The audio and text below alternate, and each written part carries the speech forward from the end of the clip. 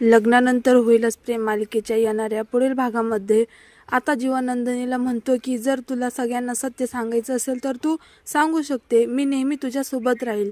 जर तुला हे सत्य लपवायचं असेल तरी सुद्धा मी तुझ्यासोबत असेल. तर नंदिनी म्हणते की वेळ आल्यावर आपल्याला सगळ्यांना सत्य सांगावंच लागेल.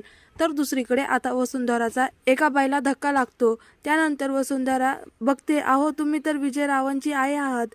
पण मात्र ती आता वसुआत्याला ओळखत नाही आणि ती तिला बघून आता खूपच घाबरते. त्यानंतर वसुआत्या लगेच विजयला फोन करतात. ती घडलेला प्रसंग सांगते की आज तुमच्या आई मला भेटल्या होत्या. तर विजय म्हणतो की कोण आई?